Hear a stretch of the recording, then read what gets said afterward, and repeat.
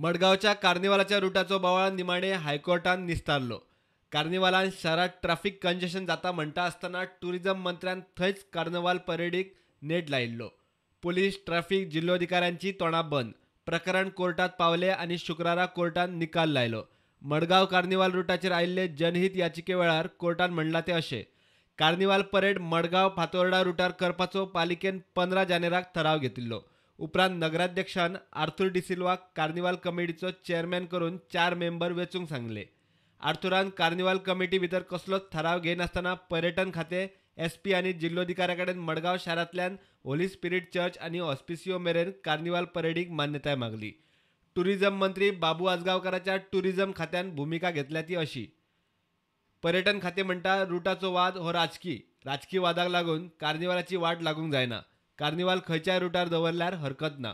सगळे आर्ग्युमेंट आयकल्या उपरांत कोर्टान निकाल लायलो.